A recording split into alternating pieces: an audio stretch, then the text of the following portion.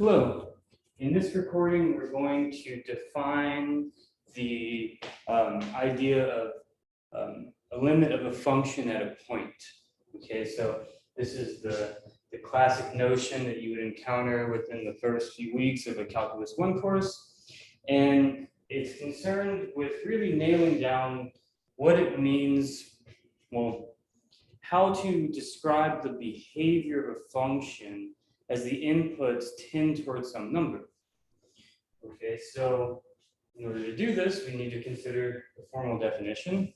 So suppose that we have some subset of the real numbers, and there's a function f that is defined on that subset. Okay, so f maps a to real numbers. And suppose that we have some number L, some real number L.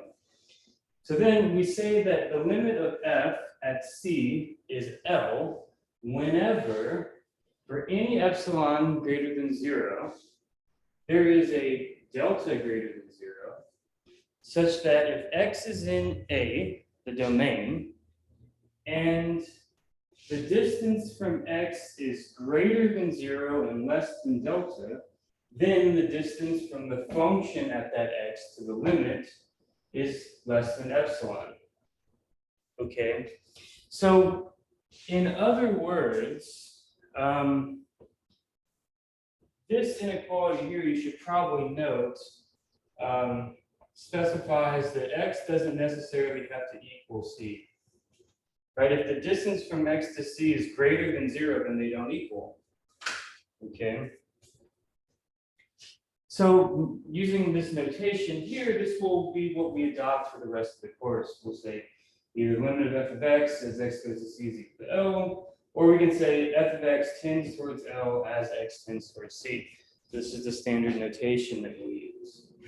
So what is this trying to convey? Well, I think it would help to maybe draw a little picture. So x, and then suppose our function looks something like this. This is f, it's the graph of f. And then suppose, just for generality, let's suppose that f might not be defined at some value c.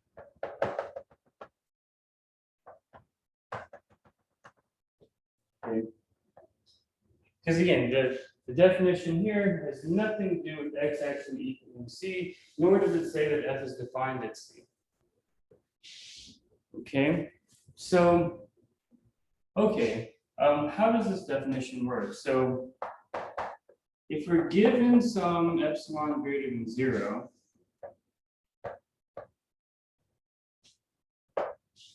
then we have an epsilon neighborhood around L. So for a given epsilon greater than 0, then we have some epsilon neighborhood around L. Right, so maybe like L plus epsilon, L minus epsilon. So for any positive number epsilon that you get, there's going to be some neighborhood around L. And again, this is some open neighborhood. Like that. Okay. So then if the limit as x tends towards c of f is equal to L, so if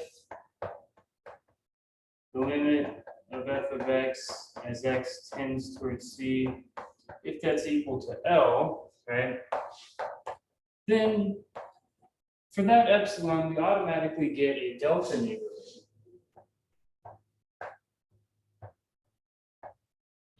So delta neighborhood.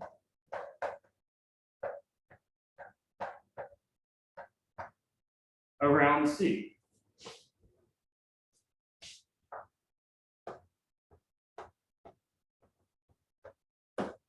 So like C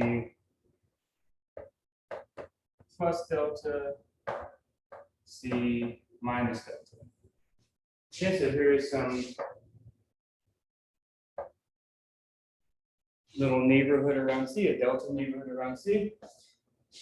So what's so special about this delta neighborhood? So that, kind of like being a little bit messy here, but so that if X is in the delta neighborhood of C, then f of X is in the epsilon neighborhood of L. That's what that theorem is stating in terms of neighborhoods instead of distances. So for example, if this was like, if that was like X naught right there, then right there, that would be f of X naught. Okay? And provided that the function actually does converge to L as X converges to C, any number that you pick inside this interval that isn't equal to C is going to be mapped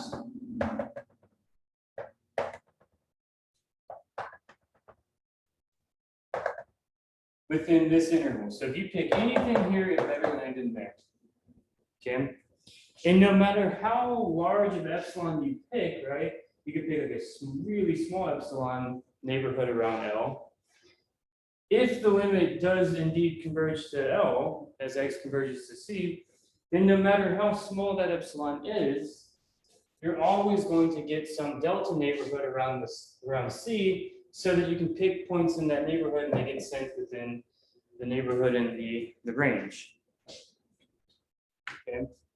So this is the fundamental idea, and it makes sense. It should make sense, right? Because we're squeezing in on L as close as we want, and then we can always find neighborhoods around C that every single point around C gets mapped into there. And there's an infinite, uncountable number of them, right? This is an interval on the real number line.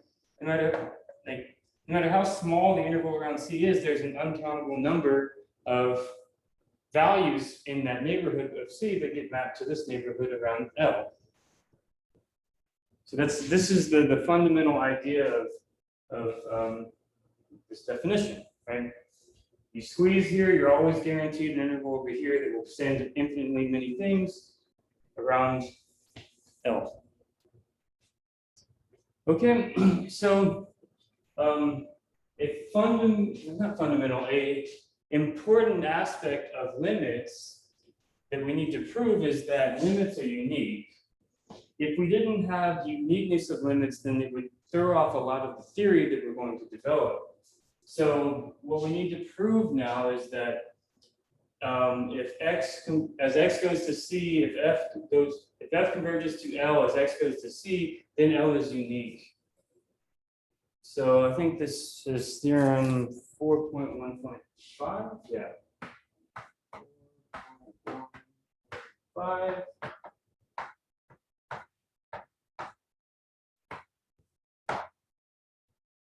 Okay, so it states that if F maps A R and C is a cluster point of A,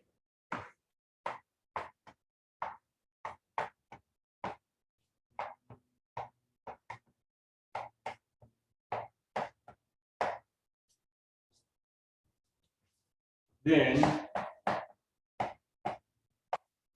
F has at most, F can have only one limit at C.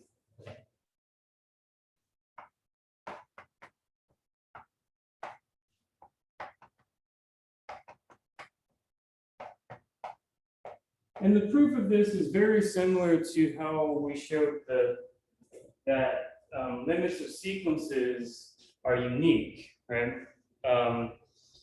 If you can just like imagine it in your head before we write down the proof, if we suppose that we have two separate limits, then we have two separate deltas that make the function close to the first limit and close to the second limit, maybe like epsilon over 2. And then with that information, we can look at the distance between the first and second limit, apply the triangle inequality with epsilon over 2, and then we show that the distance between the two limits is arbitrarily small, thus they equal. This is a common, it happens over and over again in analysis, and I hope that you've kind of caught on to this. So let's see if we can prove this. Well, we can prove it. Let's see if we can prove it in this little space here. So suppose the limit as x goes to c of f is equal to L1. I'll use L prime, it'll be less space. L prime, and the limit as x goes to c of f is equal to L double prime. Yeah, limit of f equals L prime and L double prime, okay? So if we assume that, then we can apply this definition for any given epsilon greater than 0. Then for epsilon greater than 0,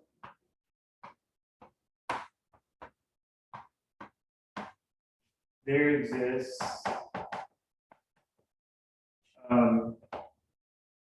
delta prime and delta double prime greater than 0. So I'm applying the definition there and there, delta prime and delta double prime respectively, okay? So that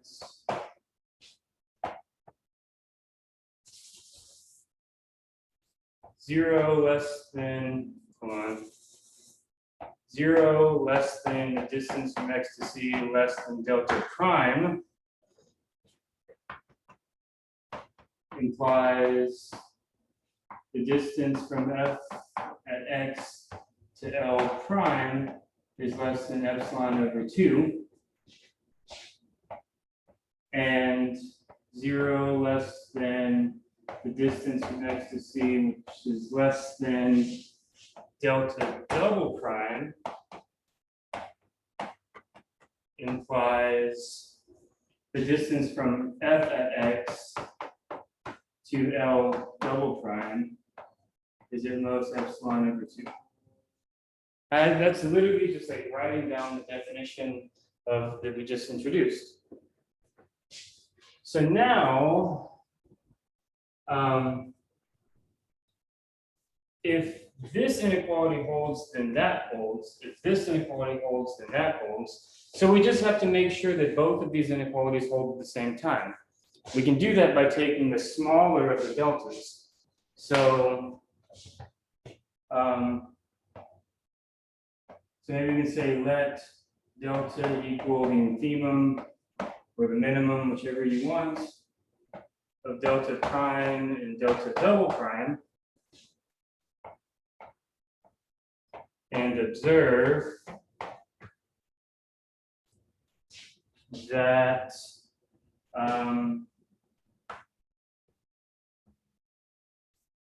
zero less than x minus c less than delta, the minimum, implies, so now we want to look at the distance between the two limits, L prime and L double prime, implies L prime minus L double prime is equal to L prime minus f of x plus f of x minus L double prime is less than or equal to, using the triangle inequality, right? L prime minus f of x plus the distance from f of x to L double. Yeah, y'all can see that.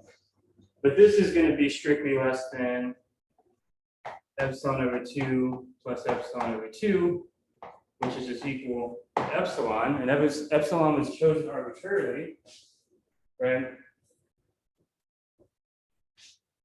Which means that this distance is 0, which means they equal each other whenever x are close, or x are close to c. But overall, since these are constants, it should be fine, right? So, yeah, you can just say it. Hence, pretty much whenever you get the two numbers, yeah, we've done this like many times now. Whenever you have two numbers that are bounded above by epsilon for any choice of epsilon or any constant multiple of epsilon, then those numbers equal. Okay. So this was a short video on the definition of the limit of a function as x tends towards some value c. Quick picture of what it is trying to convey, and then a proof about uniqueness of limits. In the next video, we will prove a theorem regarding sequences and limits of functions. Thank you.